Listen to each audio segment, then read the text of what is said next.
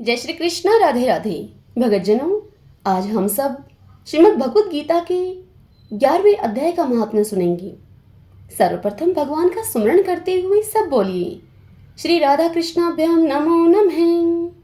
श्री लक्ष्मी नारायण भगवान की जय। भगवान शंकर माता पार्वती की जय।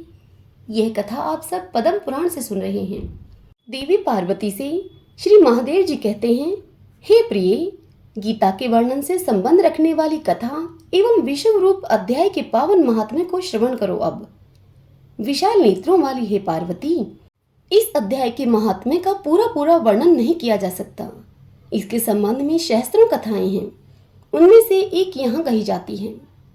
परिणीता नदी के तट पर मेघंकर नाम से विख्यात एक बहुत बड़ा नगर है।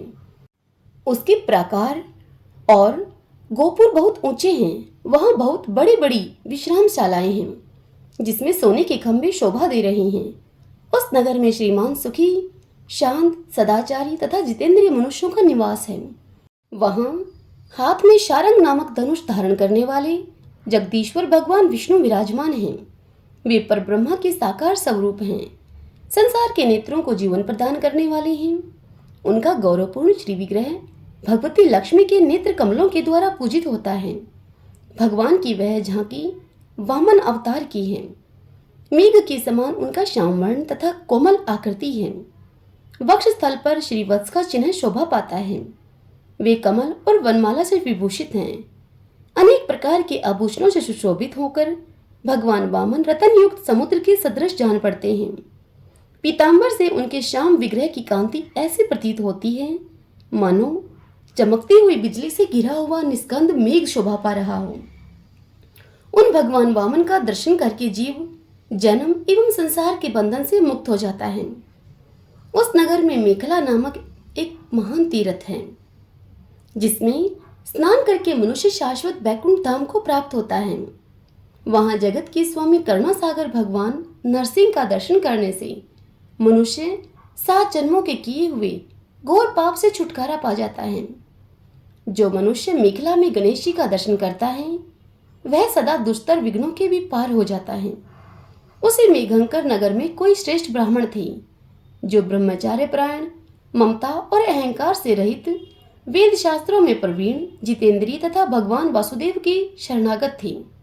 उनका नाम था सुनंद। हे प्रिय, वे शारंग पाणी धनुष धारण करने वाले भगवान के पास गीता के 11वें अध्याय विश्व रूप दर्शन योग का पाठ किया करते थे। उस अध्याय के प्रभाव से उन्हें ब्रह्म ज्ञान की प्राप्ति हो गई थी। परमानंद संदेह से पूर्ण उत्तम ज्ञान में समाधि के द्वारा इंद्रियों के अंतर्मुख हो जाने के कारण वे निश्चल स्थिति को प्राप्त हो गए थे और सदा जीवन मुक्त योगी की स्थिति में रहते थे। एक समय जब बृहस्पति सिंह राशि पर स्थित थे, महायोगी सुनंदा ने गोदावरी तीर्थ की यात्रा आरंभ की। वे क्रमशः वीरज तीर्थ, तारा तीर्थ, कपिला संगम, अष्ट तीर्थ, कपिला द्वार, नरसिंह वन, अंबिकापुरी तथा करस्थानपुर आदि क्षेत्रों में स्नान और दर्शन करते हुए विवाह मंडप नामक एक नगर में आए। वहां उन्होंने प्रत्येक घर में जाकर अपने ठहरने के लिए स्थान मांगा, परंतु कहीं भी उन्हें स्थान नहीं मिला। अंत में गांव के मुखिया ने उन्हें एक बहुत बड़ी धर्मशाला दिखा दी। ब्राह्मण ने साथियों के सहित उसके भीतर जाकर रात में वहां निवास किया। सवेरा होने पर उन्होंने अपने को तो धर्मशाला के बाहर पाया, किंतु उनके और साथी नहीं दिखाई दिए। वे उन्हें खोजने के लिए चल पड़े। इतने में ही ग्रामपाल अर्थात मुखिया से उनकी भेंट हो गई। ग्रामपाल ने कहा, हे मुनिश्रेष्ठ, तुम सब प्रकार से दीर्घायु जान पड़ते हो। सौभाग्यशाली और पुण्यवान पुरुषों में तुम सबसे पवित्र हो। तुम्हारे भीतर कोई लोकोत्तर प्रभाव विद्यमान है। तुम्हारे साथी कहाँ गए और कैसे इस भवन से तुम बाहर आए, इसका पता लगाओ। मैं तुम्हारे सामने इतने ही कहता हूँ कि तुम्हारे जैसा तपस्वी मुझे दूसरा कोई नहीं दिखाई देता। हे विप्रवर, तुम्हें किस महामंत्र का ज्ञान है, किस विद्या का आश्रय लेते हो तथा किस देवता की दया से तुम में अलौकिक शक्तियां आ गई हैं। हे भगवान, कृपा करके इस गांव में रहो तुम। मैं तुम्हारी सब सेवा शुश्रूषा करूंगा। इस प्रकार कहकर ग्रामपाल ने मुनीश्वर सुनंद को अपने गांव में ठहरा लिया। वह दिन रात बड़ी भक्ति से उनकी सेवा टहल करने लगा।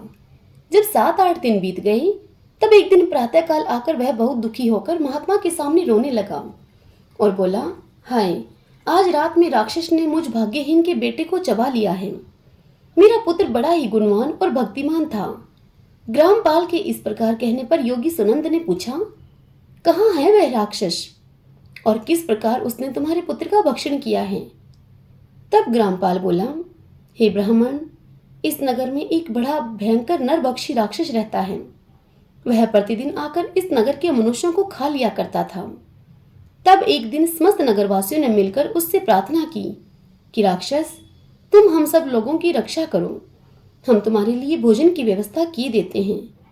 यहाँ 12 के जो पथिक रात में आकर नींद लेने लगे उनको खा जाना। इस प्रकार नागरिक मनुष्यों ने गांव के मुझ मुखिया के द्वारा इस धर्मशाला में भेजे हुए पथिकों को ही राक्षस का आहार निश्चित किया। अपने प्राणों की रक्षा के लिए उन्हें ऐसा करना पड़ा। तुम भी अन्य राहगीरों के साथ इस घर में आकर सोए थे, किंतु राक्षस ने उन सबको तो खा लिया, केवल तुम्हें छोड़ दिया है। हे द्विजोतम, तुम में ऐसा क्या प्रभाव है, इस बात को तुम ही जानते हो। इस समय मेरे पुत्र का एक मित्र आया था, किंतु मैं उसे पहचान न सका। वह मेरे पुत्र को बहुत प्रिय था, किंतु अन्य राहगीरों के साथ उसे भी मैंने उसी धर्मशाला में भेज दिया।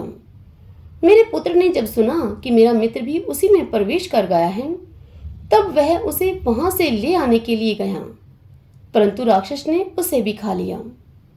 आज सवेरे मैंने बहुत दुखी होकर उस पिशाच से पूछा, ओ दुष्टात्मन, तूने रात में मेरे पुत्र को भी खा लिया।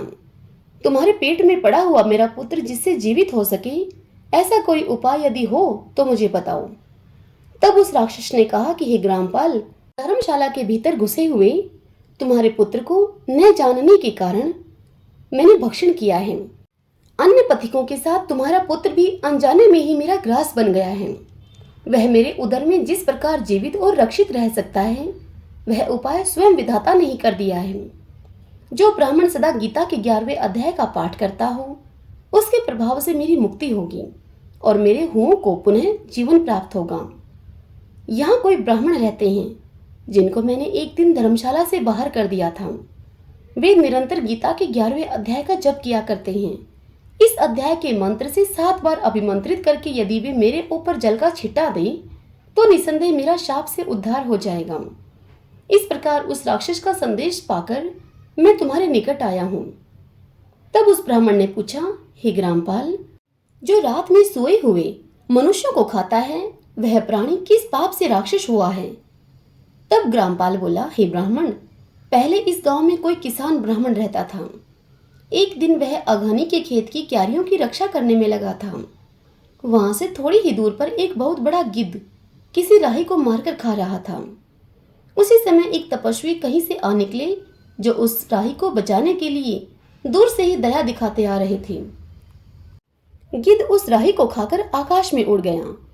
तब तपस्वी ने कुपित होकर उस किसान से कहा कि ओ दुष्ट हलवाई, तुझे धिक्कार है, तू बड़ा ही कठोर और निर्दयी है।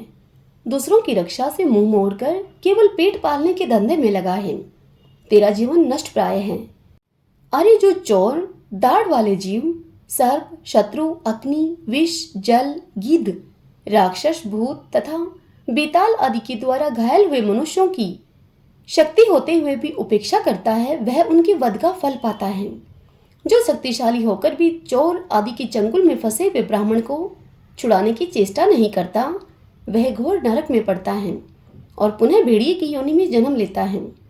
जो वन में मारे जाते हुए तथा गृध्र और व्याघ्र की दृष्टि में पड़े हुए जीव की रक्षा के लिए छोड़ो छोड़ो की पुकार करता है, वह परम गति को प्राप्त होता है।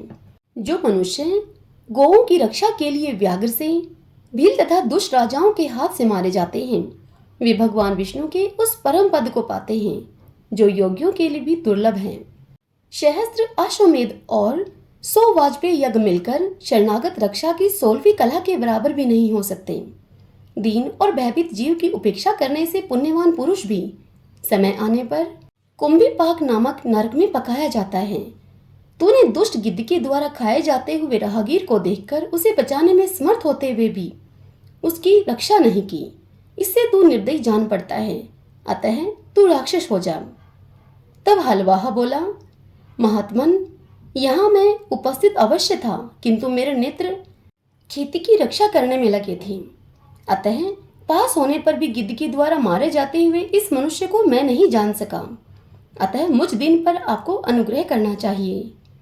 तपस्वी ब्राह्मण ने कहा, जो प्रतिदिन गीता के 11वें अध्याय का जप करता है, उस मनुष्य के द्वारा अभिमंत्रित जल जब तुम्हारे मस्तक पर पड़ेगा, उस समय तुम्हें शाप से छुटकारा मिल जाएगा।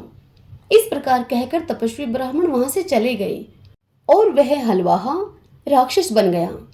अतः हे द्विश्रेष्ठ, तुम चलो और 11वें अध्याय से तीर्थ के इस जल को अभिमंत्रित करो और फिर अपने ही हाथ से उस राक्षस के मस्तक पर उसे छिड़क दो। ग्रामपाल की यह सारी प्रार्थना सुनकर ब्राह्मण का हृदय करुणा से भर गया।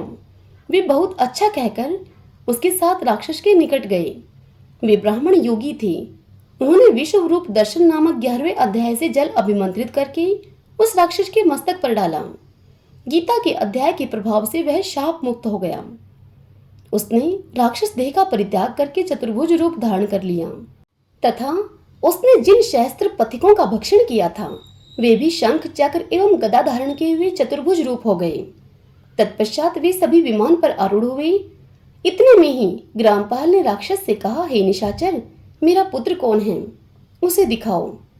उसके यूं कहने पर दिव्य बुद्धि वाले राक्षस ने कहा, ये जो तमाल के समान श्याम, 4 भुजाधारी, माणि मणक्य से युक्त, मुकुट से सुशोभित तथा दिव्य मणियों के बने हुए कुंडलों से अलंकृत हैं, हार पहनने के कारण जिनके कंधे मनोहर प्रतीत होते हैं, जो सोने के भुजबंदों से विभूषित, कमल के समान नेत्र वाले, सनिग्ध रूप तथा हाथ में कमल लिए हुए हैं और दिव्य विमान पर बैठकर देवत्व को प्राप्त हो चुके हैं, इन्हीं को तुम अपना पुत्र समझो। यह सुनकर ग्रामपाल ने उसी रूप में अपने पुत्र को देखा और उसे अपने घर ले जाना चाहा। यह देखकर उसका पुत्र हंस पड़ा और इस प्रकार कहने लगा। पुत्र बोला, हे ग्रामपाल, कई बार तुम भी मेरे पुत्र हो चुके हो। पहले मैं तुम्हारा पुत्र था, किंतु अब देवता हो गया हूँ। इन ब्राह्मण देवता के प्रसाद से वैकुंठ धाम को जाऊंगा। देखो, यह निशाचर भी चतुर्भुज रूप को प्राप्त हो गया है। 11वें अध्याय के महात्म्य से यह सब लोगों के साथ श्री विष्णु धाम को जा रहा है। अतः तुम भी इन ब्राह्मण देवता से गीता के 11वें अध्याय का अध्ययन करो और निरंतर उसका जप करते रहो। इसमें संदेह नहीं है कि तुम्हारी भी ऐसी ही उत्तम गति होगी। हे तात, मनुष्यों के लिए साधु पुरुषों का संग सर्वथा दुर्लभ है, वह भी इस समय तुम्हें प्राप्त है। अतः अपना अभिष्ट सिद्ध करो। धन, भोग, दान, यज्ञ, तपस्या और पूर्त कर्मों से क्या लेना है। विश्व रूपाध्याय के पाठ से ही परम कल्याण की प्राप्ति हो जाती है। पूर्णानंद संदोह स्वरूप श्री कृष्ण नामक ब्रह्मा के मुख से कुरुक्षेत्र में अपने मित्र अर्जुन के प्रति जो अमृतमय उपदेश निकला था, वही उपदेश श्री विष्णु का परम तात्विक रूप है। तुम उसी का चिंतन करो। वह मोक्ष के लिए प्रसिद्ध रसायन है। संसार भय से पड़े हुए मनुष्यों की आदि व्याधि का विनाशक तथा अनेक जन्मों के दुखों का नाश करने वाला है। मैं उसके सिवा दूसरे किसी साधन को ऐसा नहीं देखता। अतः उसी का तुम अभ्यास करो। श्री महादेव जी कहते हैं कि इस प्रकार कहकर वह सबके साथ श्री विष्णु के परम धाम को चला गया। तब ग्रामपाल ने ब्राह्मण के मुख से उस अध्याय को पढ़ा। फिर वे दोनों ही उसके महात्म्य से विष्णु धाम को चले गए। हे देवी पार्वती, इस प्रकार तुम्हें 11वें अध्याय की महात्म्य की कथा सुनाई है। इस कथा के श्रवण मात्र से महान पातकों का नाश हो जाता है। हरि ओम तत्सत।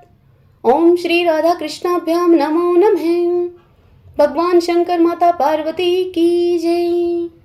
श्री लक्ष्मी नारायण भगवान की जय।